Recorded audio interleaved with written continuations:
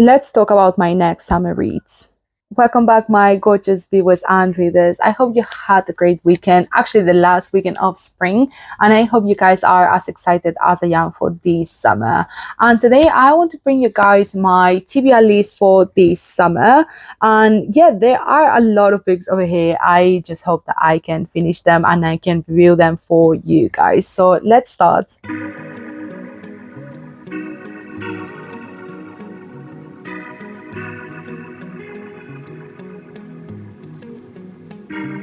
First things first, I would like to do a quick review of all the books that I have read this past season. And actually, I have read quite a lot, which I am very proud of. So let's start with just a quick review and then we can just jump onto my summer TBR. The first classic that I read during spring is Madonna in a Fur Coat by Sabahattin Ali. And this is a stunning, beautiful, sad, tragic love story about a Turkish man who moves to Germany in order to learn about the industry of soap trade, but instead ends up falling in love with a self-portrait and later falls in love with the painter herself. I would say this is an essay. Well, this story is an essay about the exploration of your own identity and also the expectations that people around you have about yourself. And then later in the book, I would say it's also a recollection of the nostalgia and the pain of missing someone who was such an integral part of yourself. The second book that I read during spring is Pride and Prejudice, and honestly, this classic never fails. It is sharp, charming, and very deeply satisfying. This is why they call Pride and Prejudice the blueprint of romance, right? We have a slow burn romance between two characters of two different social statuses with very clear different fears and insecurities, but still that find connection within each other because of their own human experience. Honestly, this is a must read if you love romance. The third book that I read this season is The Stranger or The Outsider by Albert Camus.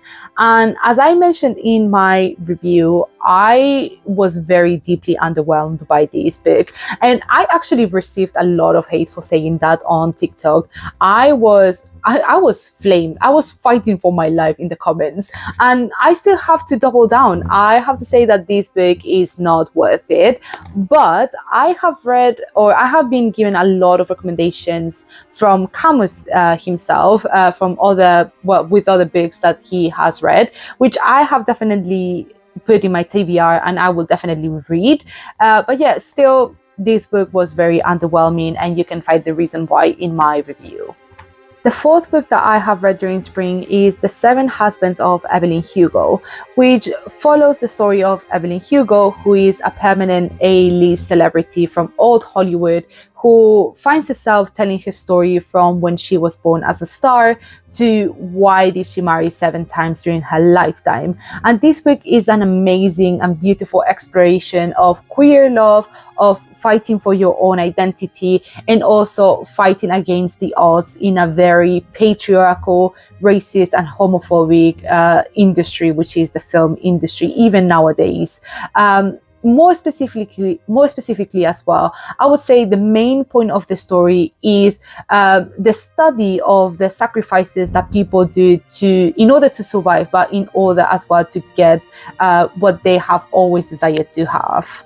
The fifth book that I have read during spring is Cleopatra and Frankenstein, and we follow the story of Cleo, who is a 24-year-old British artist who is trying to find her own little space in the city of New York. And months before her visa or her student visa expires, she finds this man called Frank, who is like a self-made entrepreneur, but also is 20 years her senior, and they quickly start a very chaotic sort of relationship and end up getting married. But obviously the main story of the book is not the fact that they got married, but what happened after this marriage. And if you have seen my review, or if you have seen my social media, some of the posts in social media, you know for a fact that this book was also very underwhelming. And actually, I think I was a little bit too critic on this book. But yeah, you can see my thoughts of this book on my review, because I don't think it's wise for me to say them again out loud. And last but definitely not least, the last book that I read during spring is The Handmaid's Tale by Margaret Atwood. This follows the story of Offred, who is a woman who lives in the Republic of Gilead, which is a totalitarian, very Christian nationalist regime who has overthrown the US government and who has tried and successfully managed to fully control access to women and also the right to choose. I posted my review on this book last week, so you can go see it on my channel. But yeah, if you haven't seen it already, I love this book. As the Seven Husbands of Evelyn Hugo, I think this is a masterpiece, and I genuinely think this is something that we should read in feminist theory, because this is such a great reality hit, I would say. So please make sure that you read this book, because I loved it. And I think if you are sort of a feminist, or you're getting into feminist theory, this is the book for you. And now, these are the books that I want to read this summer. So, starting things first, the book that I am reading at the moment is The Odyssey. I don't have the physical copy here at the moment. I am reading it on my Kindle. But yeah, the first book that I am reading this summer is The Odyssey.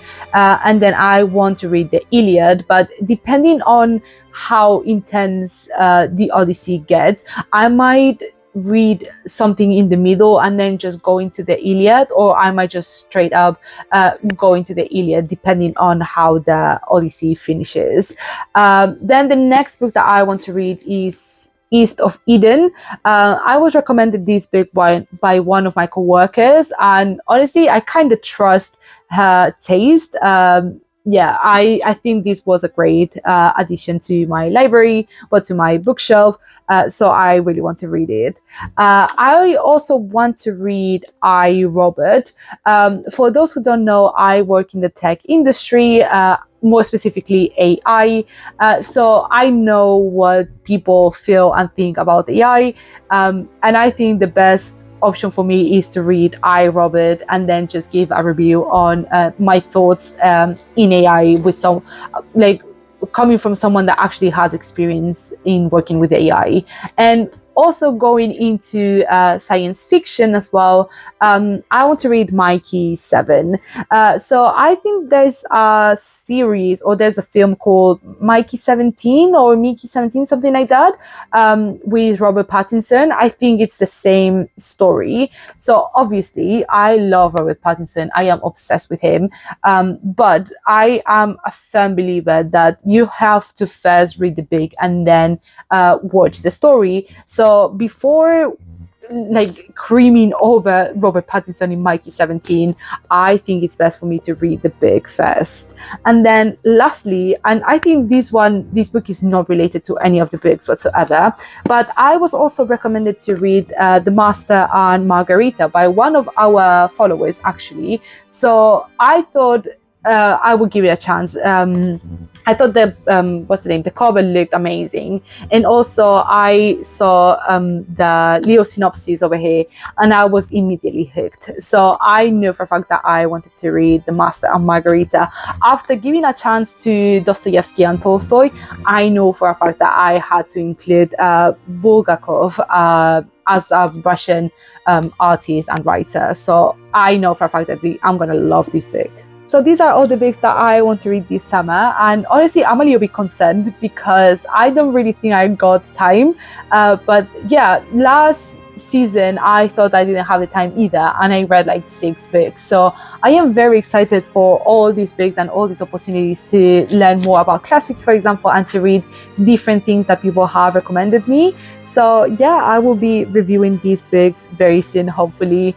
And thank you so much for watching again. As always, I hope you enjoyed this video, and please let me know if you have any recommendations for me to read either this summer or maybe in autumn. I would love love to know what books you enjoy and what books, for example, you don't recommend either.